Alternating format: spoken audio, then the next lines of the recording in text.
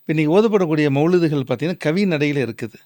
ஆனா, இந்த கவிதையையும், கவிஞர்களையும் அல்லாஹ் வந்து கூடாதுன்னு சொல்லி அல்லாஹ் குர்ஆன்ல சொல்றான். "வஷ்ஷுஅராஉ யத்தபிஉஹுமுல் காவூன்."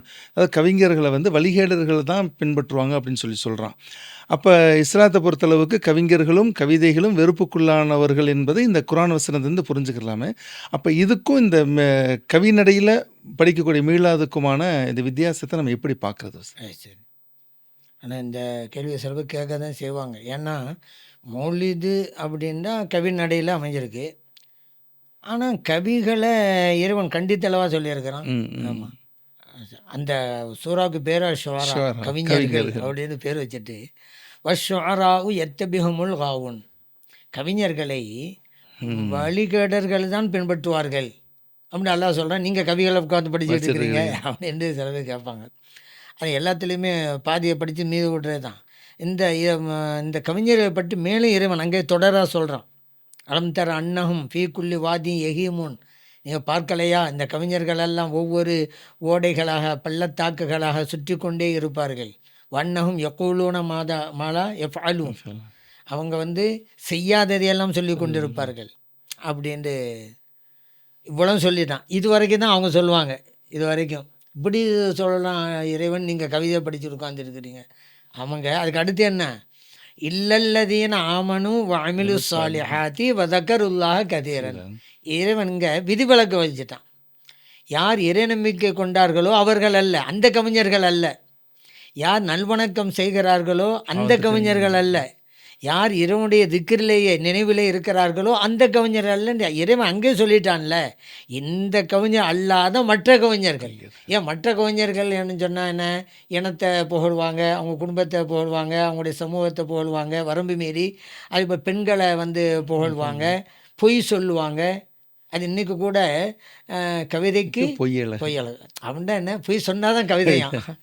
அதுக்கு ஒரு வலு சேர்க்கிறாக. பொய் இருக்கத்தாங்க செய்யும், அப்போ தான் கவிதை அழகாக இருக்கும் அப்படின்னு சொல்லி கவிதைக்கு பொய் அழகாக. இந்த மாதிரி அந்த காலம் இருந்திருப்பாங்க. அதான் சொல்கிறேன், இந்த மாதிரி இருக்கிறாங்க. ஆனால் இறை நம்பிக்கை கொண்டு நல்வணக்கம் செய்து இறை சிந்தனையிலே இருக்கிற அந்த கவிஞர்கள் அல்லன்னு எல்லாம் சொல்லிட்டான். நமக்கு மௌலிது ஷரீஃப் எல்லாம் நம்ம உருவாக்கி தந்தாங்கல்ல, இந்த கவிஞர்கள்லாம் யார்? ஈமான் கொண்டவர்கள், நல்வணக்கம் செய்தவர்கள், இறை சிந்தனை இருந்தவர்கள். இறைவன் விதிவிலக்கு கொடுத்து அதெல்லாம் செய்யலாம். அது மட்டுமல்ல, உண்மையிலே எந்த கவிதையும் கூடான்னு வச்சுக்கிறோங்க அப்படின்னு சொன்னால், நபி ஸல்லல்லாஹு அலைஹி வஸல்லம் அவர்கள் கவிதையை வெறுத்திருக்கோம்ல, எத்தனை கவிதைகளை அங்கே வரவேற்றிருக்கிறாங்க, ஆதரிச்சிருக்கிறாங்க, மெச்சு புகழ்ந்துருக்கிறாங்களே. இறைவனு சொல்லிட்டான், விதிவல் வாங்கிட்டான். ஏன்னா நபி ஸல்லல்லாஹு அலைஹி சொன்னாங்க, அஸ்தகு கலிமத்தின் காலஹா அஷாயிர், கவிஞர்கள் சொன்ன கூற்றுக்களிலே மிக உண்மையான கூற்று எது தெரியுமா? கலிமத்து லபீத். லபீதுங்கிற கவிஞன் சொன்னது தான். அது என்ன? அலா குல்லி ஷையின் மா ஹலல்லாஹ பாத்திலுன், அறிந்து கொள்ளுங்கள், இறைவனை தவிர உள்ள எல்லாம் அழிந்து போகும். புகாரில் பதிவு செய்யப்பட்ட ஹதீஸ். நபி ஸல்லல்லாஹு அலைஹி வஸல்லம் அவர்கள் வியப்படின்னு சொல்கிறாங்க. எவ்வளோ அற்புதமாக இருக்கிறது, எவ்வளோ உண்மையை சொல்லிவிட்டாரு. குர்ஆனில் குல்லுமன் அலைஹா ஃபான் வயபுகா வஜ்ஹு ரப்பிக இருக்குதுல்ல, அந்த கருத்தை இதில் வச்சுருக்காங்க. இறைவனை தவிர உள்ள எல்லாமே அழிந்து போகும், இறைவன் மட்டும்தான் இருப்பான். இது எவ்வளோ அப்பமாக சொல்லுங்க. அப்போ கவிதையை வந்து ஸல்லல்லாஹு அலைஹி வஸல்லம் அவர்கள் விரும்பி இருக்கிறாங்கல்ல, இங்கே புகழ்ந்து இருக்கிறாங்க, புகழ் இருக்க தானே செய்யுது. அப்போ நல்ல கவிதைகள் ஓகே தாங்கிற நம்ம புரிஞ்சுக்கிட்டோம். அப்போ நபி ஸல்லல்லாஹு அலைஹி வஸல்லம் அவர்கள் பிரிக்கிறாங்க. கவிதைகள் அப்படிங்கிறது ரெண்டு. அது ஒரு பேச்சு மாதிரி தான். நல்ல பேச்சாக இருந்தால் நல்ல பேச்சு வரும், கெட்ட பேச்சாக இருந்தால் கெட்ட பேச்சு வரும். கவிதை அப்படி தான், நல்ல கவிதை இருந்தால் நல்லது, கெட்ட கவிதை இருந்தால் கெட்டது. தாரகுத்தியில் பதிவு செய்யப்பட்ட ஹதீஸ்.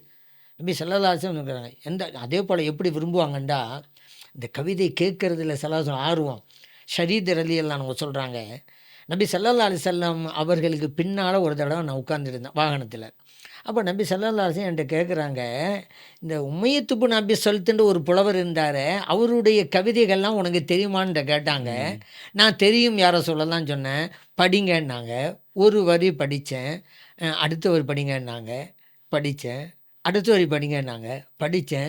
இப்படி ஏறத்தாழ 100 பைத்துகள் படிச்சுட்டேன் அப்படின்ட்டாங்க. 100 கவிதை வரிகள் நான் படிச்சுட்டேன் அப்படிங்கிறாங்க. முஸ்லீமில் பதிவு செய்யப்பட்ட ஹதீஸ்.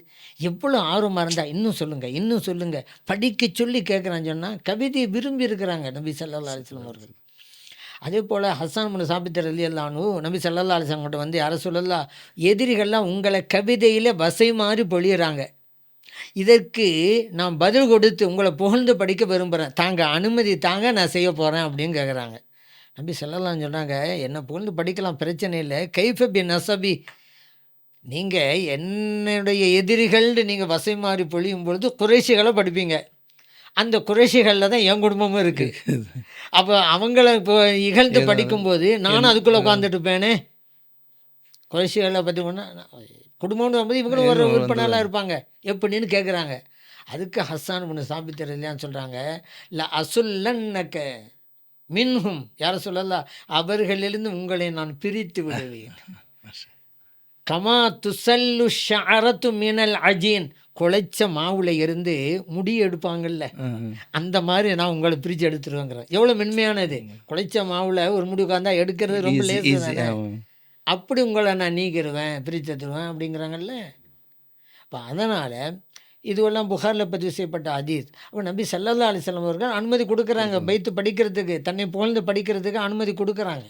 அதனால் இறைவன் சொன்னது அவனே சொல்லிவிட்டாயில, பொய் சொல்லுகிற அந்த கவிஞர்களை பற்றி தான் நல்ல கவிஞர் அல்ல அப்படிங்கிற நம்ம புரிஞ்சுக்கலாம்.